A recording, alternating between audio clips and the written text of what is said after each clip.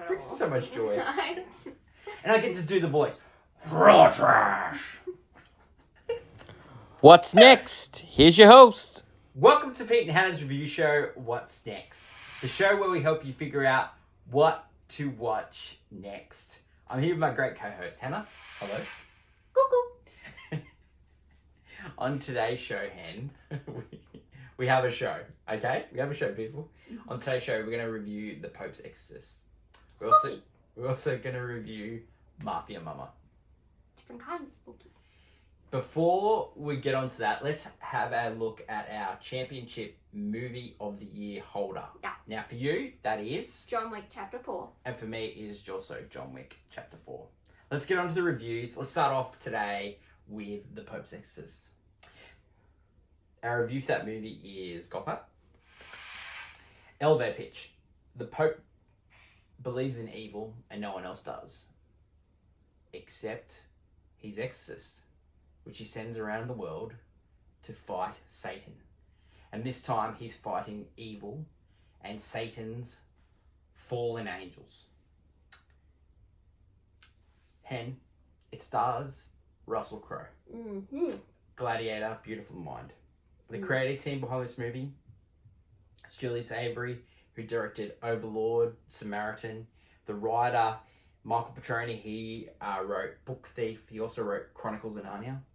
Even spitolous, he did Unholy, and he also did Beauty and the Beast, the live remake. Let's not talk about that. Don't talk about the war. And Hercules. What's this movie like? Okay, it's like... why did I say it like that? Okay, it's like Die Hard, Dirty Harry meets The Exorcist. Yeah. He's a renegade Pope's Exorcist. He's a little bit off kilter. Okay, now, reasons to see this movie here. Russell Crowe is funny. He's funny in this. He really is. He's having a bit of a career resurgence here, Russell. He had Unhinged, which was a sleeper hit during COVID. He's tried out the accent that he uses in this movie in Thor: Love and Thunder. Now, if you didn't like that, that is one reason not to see this movie, okay? Like his accent. Yeah, his accent. Yeah. So if you didn't like it in Thor: Love and Thunder, you won't like this because he does it for 2 hours, right? Think of his working Nice Guys. He's very funny in that. Think about his... I reckon his comedic muses for this movie. Chevy Chase, Bill Murray for sure, and Dom DeLuise. Okay, so mix all those together and you get Russell Crowe's points. But you the element you're missing the gravitas of Marlon Brando. So, yeah. So, remember when Marlon Brando played Jor-El in Superman? I read off cue cards Yeah. the entire time. This is what Russell Crowe's doing in this movie. So, it is a total reason to see this movie. Oh, wait. Before I go on to reasons not to, Reasons I'm to- burying the lead. Yeah. I'm burying the lead hand. He rides a Vespa in this movie. He rides a Vespa. He's like, Hannah's doing these ones. Cuckoo. It's Scoozy, like he's off the chain in this movie. And, okay, so it probably doesn't work in the horror sort of genre that it's trying to go for. So it's probably not the reason to see is because it's a little bit out there. It is like on the edge of your seat. It is, but it's not a horror. It's definitely not. It's not super scary in a sense. No, it's definitely not. And that's why I deemed it a thriller trash.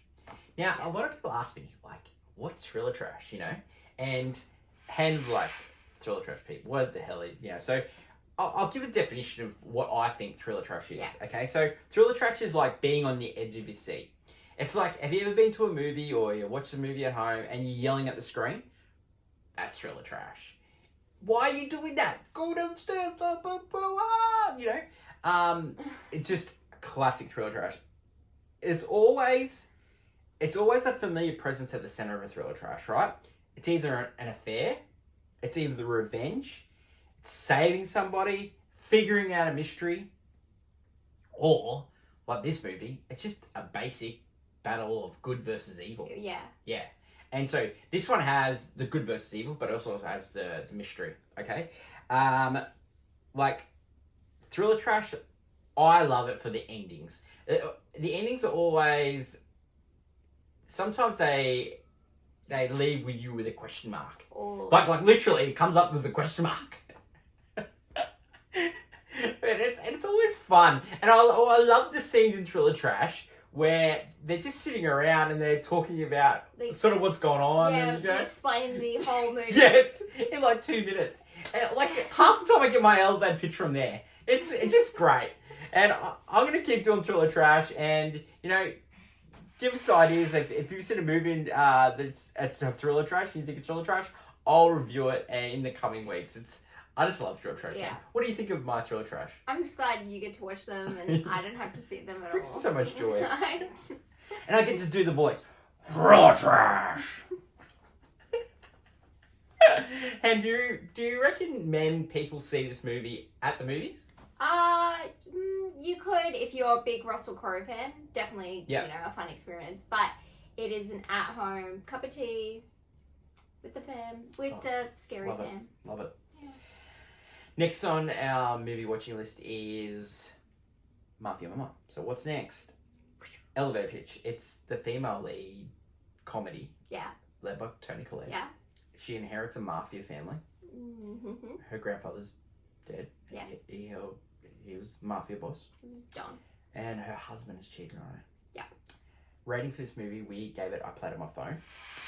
Reasons to see this movie. It's really funny in the first half. It's just Toni Collette, just doing Toni Collette stuff. Reasons not to see, it is a Toni Collette vehicle. Yeah. So if you find her, yeah, handy. and it does lose its way, but there's a couple of characters in this that are actually quite funny. Yeah, The some two, of the side yeah, characters, two bodyguards. There's the two bodyguards. They're Yeah. very funny. Very funny. I even like the concierge. Yeah. She's great. Yeah. So this movie is like Under the Tuscan Sun, Muriel's Wedding meets Marriage to the Mob. Yes. And like you made a great point before. It is a mafia parody. It's a major mafia. Like think of all those like teen movie parodies. This is like one of that. Yeah. Full on mafia ones. Like Muriel's Wedding, Toni Collette's been in, Hereditary, which is an Ari Aster film.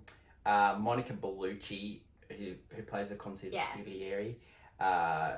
She was in Matrix Reloaded, Passions of the Christ. Yeah. The creative team behind this movie, the director is Catherine Hardwicke. She directed Twilight. Wow. And Amanda Sither, she Masterpiece. wrote Promises. Hen, would you recommend people seeing this movie?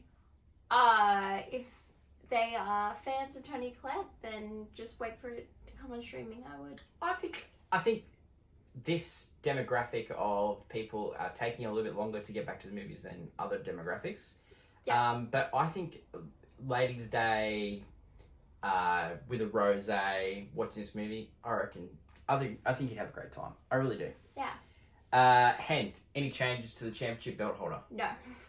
John Wick. John Wick's 4? Nothing's gonna touch it. Hen, there's some good movies. What are Barbs? Barbie. Yeah, exactly. Oppenheimer. Come on, guys. For all our great reviews, like our channels. Like, follow, subscribe. Yeah. And you'll see them below on this feed. Thanks for watching. And thanks for all the great support. We really appreciate it. We're growing our subscribers. And we're doing some great content over the next couple of weeks. And we've got some exciting things coming up. I'm Pete. That's Hannah. Until later in the week when we drop movie news, bye for now.